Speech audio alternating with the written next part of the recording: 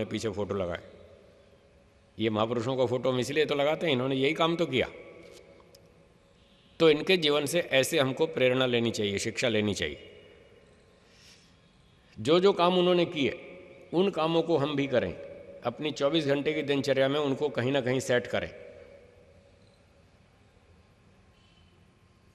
तो ये 4 काम अपनी दिनचर्या में कहीं ना कहीं फिट करें, और उसके बाद फिर अपना नाश्तावादी खाना पीना वो तो सभी करते ही हैं। वो नहीं कहेंगे तो भी करेंगे लोग। मैं नहीं कहूँगा ना नाश्ता करो तो भी करेंगे, वो तो करना ही है, उसको क्या कहना, वो तो टाइम टेबल में होता ही है। तो नाश्ता भी करो, फिर अपना ऑफिस का काम करो, जो विद्यार्थी वो पढ़ाई का काम करे। कई बार लोग कहते हैं जी बच्चों को सुबह सुबह स्कूल जाना पड़ता है, और सुबह सुबह इतना टाइम नहीं होता, कैसे हवन करेंगे? आपकी इच्छा होगी तो ज़रूर करेंगे, इच्छा की बात है। जब इच्छा है तो सब काम हो जाएगा, और इच्छा नहीं है तो बहाने 20, फिर बहानों की कोई कमी नहीं है। हम भी छोटे थे, कभी हम भी स्कूल में जाते थे पढ़ने, पर हम हवन करके जाते थे। और हमारा भी स्कूल सुबह का था, 7:30 बजे का। हमारा स्कूल घर से 6 किलोमीटर दूर था। कभी स्कूटर में जाते थे, कभी बस में जाते थे, और बस में जाते थे तो 1 किलोमीटर पैदल भी चलना पड़ता था, तो भी 7:30 बजे स्कूल पहुंच जाते थे, घर से 6 किलोमीटर दूर। और नाश्ता करके जाते थे और हवन करके जाते थे। ऐसा नहीं कि बिना हवन किए चले गए। हमारे माता पिता ने यह बहाना नहीं बनाया कि साहब सुबह सुबह बच्चों को स्कूल भेजना पड़ता है तो सुबह हवन का टाइम नहीं मिलता। टाइम कैसे नहीं मिलता? कागज़ पर लिखो, टाइम टेबल बनाओ, खूब मिलता है। तो हमारे पिताजी ने हमारा टाइम टेबल बनाया, रात को 10 बजे सोना, सुबह 5 बजे उठना, 6 बजे तक नहा धो के तैयार हो जाना, और 6 बजे हवन होगा, सबको हवन में हाजिर होना। जो हवन में नहीं आएगा उसको नो ब्रेकफास्ट, नाश्ता नहीं मिलेगा, भूखे जाओ स्कूल, नाश्ता नहीं मिलेगा। क्यों? तुमने हवन नहीं किया। हवन करोगे तो नाश्ता मिलेगा, नहीं तो नहीं मिलेगा। अगर ये नियम हमारे घर में चल सकता है तो आपके घर में भी चल सकता है। नाश्ता कौन खिलाता है, माताएं या पिताजी? तो ये माताओं के हाथ में। बच्चों को नाश्ता मत दो जब तक हवन नहीं करे, देखो आपके बच्चे बढ़िया बनेंगे। घर में नियम लगाओ, सुबह रोज़ हवन करना है, फिर स्कूल जाना है। तो हमारे घर में रोज़ 6 बजे सुबह हवन होता था, नहा धो के। और एक और नियम था, हम थोड़े से बड़े हुए तो हमको घड़ी मिल गई। घड़ी आज से 30-35 साल पहले घड़ी की बहुत कीमत होती थी, आज तो कोई कीमत नहीं। तब तो किसी किसी के पास होती थी घड़ी, और हमको घड़ी मिल गई। तो पिताजी ने कहा भाई देखो घड़ी तुमको इसलिए दी गई है, समय का पालन करना। तो हम भाइयों को घड़ियाँ दे दी सबको। एक दिन पिताजी कहने लगे भाई अपनी अपनी घड़ी वापस करो। हमने कहा जी वापस क्यों मांग रहे? पिताजी बोले तुम घड़ी तो देखते ही नहीं, फिर बांधने का मतलब क्या? हमने कहा जी सारा दिन घड़ी देखते हैं, घड़ी तो सारा दिन देखते हैं। बोले कहाँ घड़ी देखते हो तुम लोग? घड़ी देखते तो हवन में समय पर नहीं आते, तुम लोग लेट आते हो। इसका मतलब तुम घड़ी नहीं देखते, घड़ी वापस करो। हमने कहा जी कितनी देर लेट आते हैं?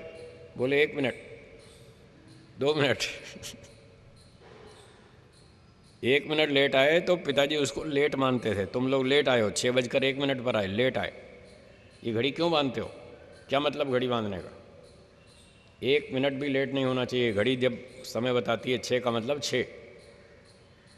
तो ऐसे बचपन से नियम लगा दिए गए। लेट आओगे तो घड़ी छीन लेंगे, और नहीं आओगे तो नाश्ता नहीं मिलेगा, शाम को संध्या नहीं की तो खाना नहीं मिलेगा। तुम्हारी मर्जी, मत करो, हम खाना नहीं देंगे। अगर हमारे घर में ये नियम हो सकते हैं तो आपके घर में भी हो सकते हैं।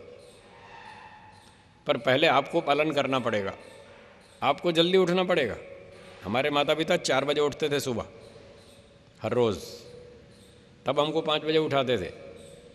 और वो 6 बजे उठते तो हम 7 बजे उठते, हम क्यों 5 बजे उठते? आप अपने बच्चों को अच्छा बनाना चाहते हैं, विद्वान बनाना चाहते हैं, धार्मिक बनाना चाहते हैं, बुद्धिमान बनाना चाहते हैं, स्वस्थ बनाना चाहते हैं, पहले माता पिता को ये सब करना होगा। पहले खुद करो। इसलिए मैंने निवेदन किया बड़े लोग भी टाइम टेबल बनाएं और छोटे भी, सब बनाओ। हमारे घर में सबका टाइम टेबल था, उसी टाइम टेबल से चलते थे। हमारे यहाँ रात को 10 बजे सब सो जाते थे, लाइट ऑफ, घर में ताला लग जाएगा, रात को सो जाओ 10 बजे, छुट्टी, कोई नहीं जागेगा 10 के बाद। तो इस तरह से कुछ बनाएं, योजना बनाएं। फिर थोड़ा टाइम खेल कूद के लिए भी रखें, बच्चों के लिए भी रखें, 1 आध घंटा खेलो कूदो। और टीवी देखना हो उसका भी 1 घंटा रखो, पर सीमित, लिमिटेड होना चाहिए। ये नहीं कि 4 घंटे टीवी देख रहे हैं, 3 घंटे खेल कूद ही चल रहा है, ऐसा नहीं। उसका समय निश्चित होना चाहिए, कितने बजे खेलने जाएंगे, कितने बजे टेलीविज़न देखेंगे, और टेलीविज़न में क्या देखेंगे वो भी डिसाइड होना चाहिए। ये नहीं कि वो गंदे गंदे डांसेस देख रहे हैं और गंदे गंदे फिल्में देख रहे हैं और गाने देख रहे हैं, वो सब नहीं चलेगा। छोटे बच्चों को कार्टून अच्छा लगता है तो उनको कार्टून देखने की छूट करो, चलो आधा घंटा कार्टून देख लो, 1 घंटा देख लो, बस उसका समय निश्चित। फिर खेल कूद का वो भी निश्चित। फिर शाम को संध्या नहीं आती, छोटे बच्चे हैं, गायत्री मंत्र बोलो, 15 बार गायत्री मंत्र बोलो, सुबह भी और शाम को भी। उसके बाद खाना पीना नाश्ता बाद में, इसके बिना नहीं। बच्चों को धार्मिक संस्कार दीजिए, ये हमारे देश की संपत्ति है, हमारी प्राचीन परंपरा की संपत्ति है। आज माता पिता नहीं दे रहे, इसलिए ये समस्याएं बढ़ रही हैं, तनाव की, टेंशन और सुसाइड, मारामारी। सहन शक्ति तो आज खत्म हो गई बच्चों में बच्चों में क्या, बड़ों में भी खत्म है। सहन शक्ति तो खत्म होती जा रही है। प्रेम, सद्भावना, सेवा, परोपकार, बड़ों का आदर, सम्मान, उनकी सेवा, ये थे सुख के साधन, ये सारे छूटते जा रहे हैं। सब पश्चिमी सभ्यता आ रही है हमारे देश में, टेलीविज़न से, फिल्मों से, इंटरनेट से, कंप्यूटर से, मोबाइल फ़ोन से, ये सब पश्चिमी सभ्यता आ रही है, उसका परिणाम है। आपने कभी सुना है कि किसी गुरुकुल के स्नातक ने सुसाइड किया हो, कोई ट्रेन के नीचे कट के मरा हो, सुना है कभी? और स्कूल कॉलेज के डिग्रियों वाले कितने मरते हैं, कूद के मरते हैं, जहर पी के मरते हैं, ट्रेन के नीचे कट के मरते हैं। क्यों? ये दोनों में अंतर है। गुरुकुलों में वैदिक सभ्यता, संस्कृति, प्राचीन परंपरा उनको सिखाई जाती है, जिसमें जीना सिखाया जाता है, इसलिए वो लोग जीते हैं, समस्याओं से लड़ते हैं, संघर्ष करते हैं, और कोई सुसाइड नहीं करता, ना कोई सुसाइड करता, ना मर्डर करता, कोई नहीं करता। और पश्चिमी सभ्यता में ये बातें नहीं सिखाई जाती, आत्मा, परमात्मा, कर्म फल, पुनर्जन्म, ये धार्मिकता, ये सब नहीं सिखाई जाती, इसलिए वो खुद सुसाइड करते हैं और दूसरों को मारते हैं। आज देख लो, आतंकवाद फैला हुआ है चारों तरफ। तो बच्चों के लिए ये निर्धारित करें कि वो टेलीविज़न में क्या देखेंगे। बच्चों का मन, मस्तिष्क कोमल होता है, वो जैसा देखते हैं फटाफट सीखते हैं। अमेरिका की घटनाएं हम पढ़ते सुनते रहते हैं, आप भी पढ़ते सुनते होंगे। छोटे छोटे बच्चे पिस्तौल लेके जाते हैं, राइफल लेके जाते हैं स्कूल में, और 20-20 बच्चों को मार देते हैं, अपनी टीचर को मार देते हैं स्कूल में, कॉलेज में। वो ऐसा क्यों करते हैं? उन्होंने टेलीविज़न से सीखा। छोटे से छोटे बच्चे जब वो फिल्में देखते हैं टेलीविज़न में, तो वहाँ तो फायरिंग चलती है, और वो जो देखते हैं वो सीखते जाते हैं, और वही जाके काम करते हैं स्कूल में, विद्यार्थियों को मारते हैं, टीचर्स को मारते हैं। उसकी नकल पर कुछ घटनाएं भारत में भी शुरू हो चुकी हैं। दिल्ली में, गुड़गांव में ऐसी 2-1 घटना हो चुकी है, बच्चों ने स्कूल में जाके गोली चलाई।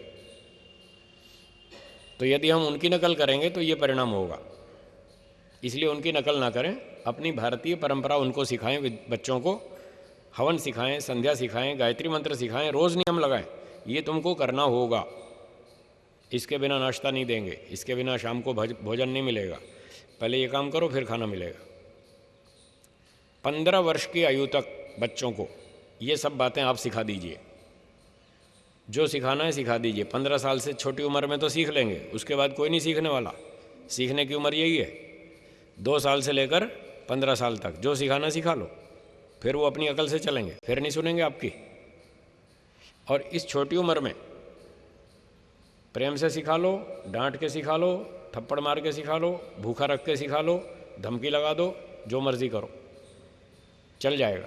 उसके बाद कुछ नहीं चलेगा, फिर वो अपनी मर्जी से चलेंगे, फिर आपकी नहीं सुनेंगे। ये उम्र है सीखने की।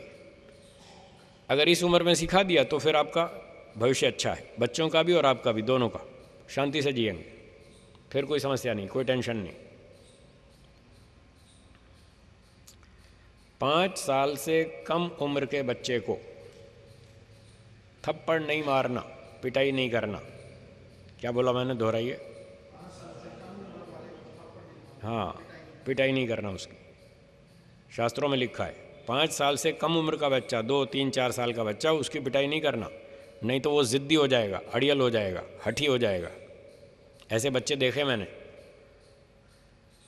फरीदाबाद, दिल्ली हरियाणा बॉर्डर पे फरीदाबाद एक सिटी है, वहाँ मेरा प्रवचन चल रहा था।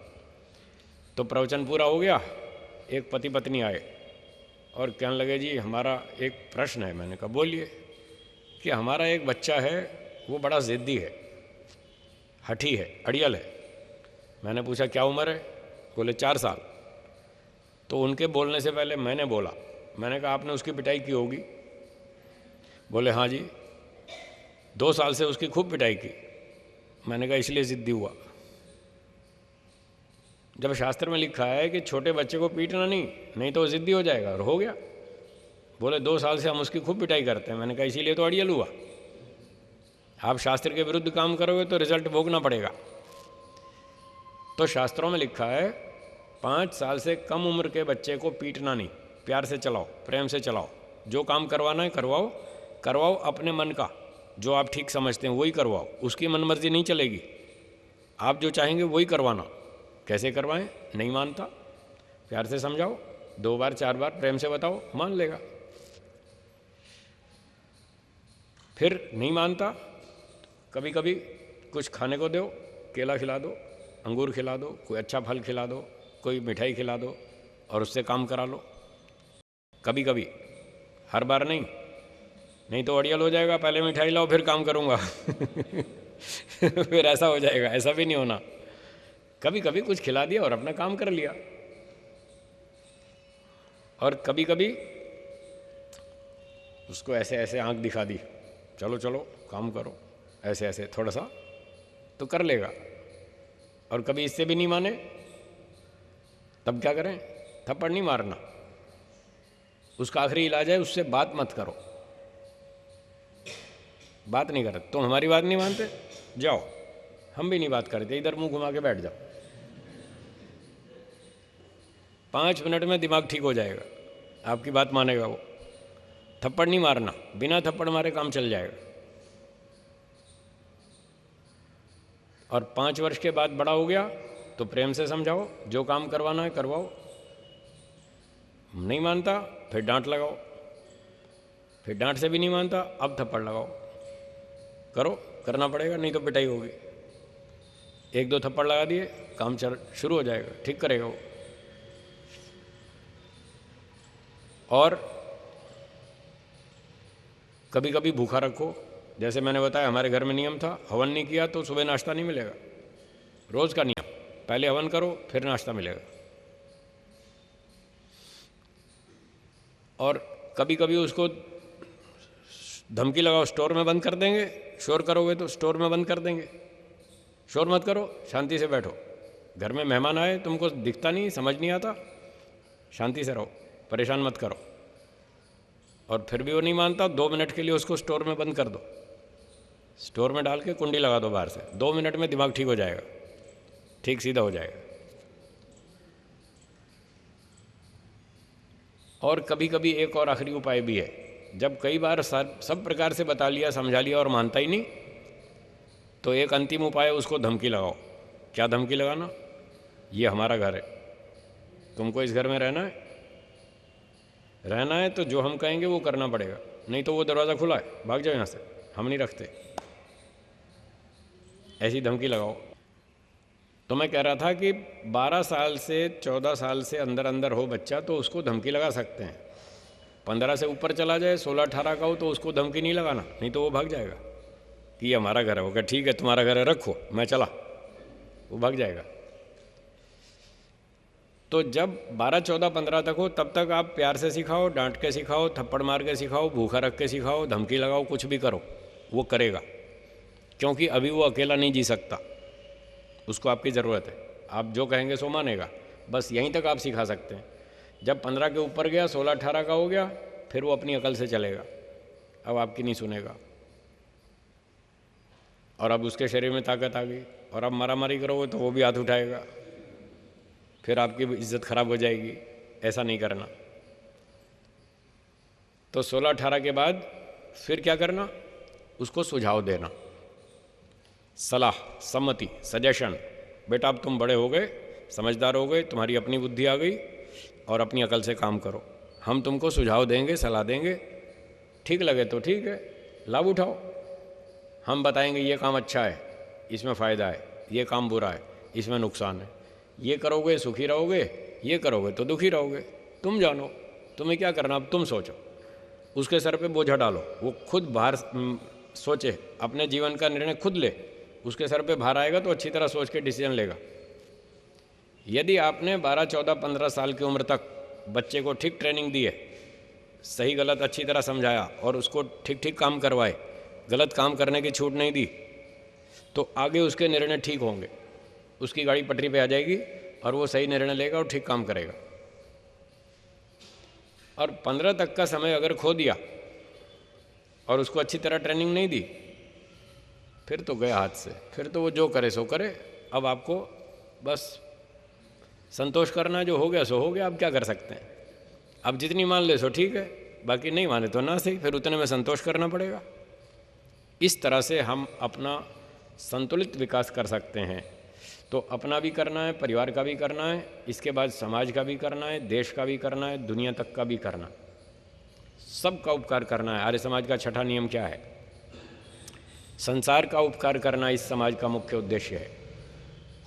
अर्थात शारीरिक, आत्मिक और सामाजिक उन्नति करना, तीनों प्रकार की उन्नति चाहिए। शारीरिक उन्नति भी, आत्मिक उन्नति भी और फिर सामाजिक भी।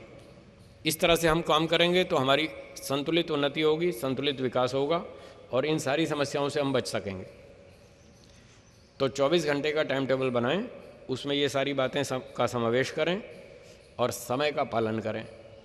समय के हिसाब से सारे काम करें। जो समय की गिनती करें वो प्रैक्टिकल होनी चाहिए, थियोरेटिकल नहीं। कई लोग क्या सोचते हैं, देखो साहब ट्रेन पकड़नी है, 15 मिनट का तो रास्ता है स्टेशन का, 6:30 की ट्रेन है और 6:15 निकलेंगे, 6:30 पहुँच जाएंगे। ऐसे नहीं मिलती है ट्रेन। प्रैक्टिकल गिनती करनी पड़ेगी, प्रैक्टिकल कैलकुलेशन। रास्ते में ट्रैफिक जाम हो सकता है, कहीं रास्ते में फाटक बंद हो सकता है, कहीं गाड़ी का पंचर हो सकता है, कहीं कोई और समस्या आ सकती है, उसका भी तो टाइम गिनो। मार्जिन रख करके प्रैक्टिकल टाइम की गिनती करनी चाहिए। थोड़ा मार्जिन बचा के रखो, और जल्दी पहुंच गए तो कोई बात नहीं, शांति से बैठेंगे वहाँ। और यूँ भागम भाग में देखा है मैंने, मैं तो यात्राएं करता ही रहता हूँ, रोज़ ही मैं यात्रा में रहता हूँ, देखता हूँ मैं स्टेशन पर लोगों का तमाशा। ट्रेन छूट रही है और वो पीछे पीछे भाग रहे हैं सामान लेकर के, आधा सामान नीचे आधा ट्रेन में, और वो गिरते पड़ते बेचारे जाते अंदर, सांस चढ़ जाती है, ब्लड प्रेशर बढ़ जाता है, बेचारों को होश नहीं आता। ये कोई यात्रा हो रही है? ऐसे नहीं होती यात्रा। अच्छे ढंग से जाओ, प्रेम से जाओ, शांति से जाओ, वहाँ जाकर समय पर बैठो, आधा घंटा पहले जाके बैठो, सारा काम अच्छी तरह ठीक ठाक होना चाहिए। क्यों टेंशन में काम करो? टेंशन वाला काम नहीं करना। टाइम टेबल बनाओ, कोई टेंशन नहीं है, सारा समय निकलेगा, सब चीज़ का समय निकलेगा। थोड़ा एडजस्टमेंट करना पड़ेगा, समायोजन करना पड़ेगा, सब ठीक हो जाएगा। तो अपनी 24 घंटे की दिनचर्या में इन कार्यों को सम्मिलित करें और सप्ताह में एक दिन समाज में भी आएँ, समाज को सहयोग दें, कुछ सामाजिक कार्यक्रमों में भाग लें, सब लोग मिलजुल करके देखें। आज देखो कितना अच्छा लग रहा है, कितने सारे लोग आए, आज सब लोग आए, मिल करके बैठे हैं, चर्चा हो रही है, सत्संग हो रहा है, हवन भी किया, कुछ खेलकूद भी करेंगे, कोई भोजन भी करेंगे, मिलजुल कर। ऐसे सामाजिक कार्यक्रमों में भाग लेना चाहिए। इससे अपना सामाजिक संगठन अच्छा होता है, मजबूत होता है, आपस में प्रेम बढ़ता है, एक दूसरे का परिचय होता है, कौन है व्यक्ति, कहाँ से आया, कुछ बातचीत होती है, पता लगता है कौन क्या करता है, एक दूसरे को सहयोग ले सकते हैं और दे सकते हैं। इस तरह सब प्रकार की उन्नति करनी है, इस तरह की योजनाएं बनाएं और अपने जीवन में सुख की प्राप्ति करें। तो जो अच्छे अच्छे काम हैं सुख देने वाले, सेवा, परोपकार, दान, दया और त्याग और संगठन, और ये अच्छे अच्छे काम, हवन, संध्या, स्वाध्याय, बच्चों का अच्छा प्रशिक्षण, बड़ों का आदर सम्मान, उनकी सेवा, ये सारे सुख देने वाले कर्म हैं। इन कर्मों को करें। और बाकी दाल रोटी तो ठीक है, सब चलती रहती है, पेट भरना कोई बहुत बड़ी बात नहीं है, पशु पक्षी सब खा पी के सो जाते हैं, और हम भी केवल इतना ही खा पी के सो गए तो हमने कोई पशुओं से अधिक काम नहीं किया। इसलिए लोग आज इन बस भौतिक साधनों के पीछे पड़े हैं, इस कारण से लोगों की समस्याएं बढ़ी। तो इन दोनों बातों को समझें, समस्याओं को बढ़ाने वाले कामों को भी समझें और इनको दूर करने वाले कार्यों को भी समझें। जो दूर करने वाले कार्य हैं, समस्याओं को दूर करने वाले, उन कार्यों को अपने जीवन में जोड़ें और समस्याएं बढ़ाने वाले कार्यों को घटाएं, तो हमारा संतुलित विकास होगा।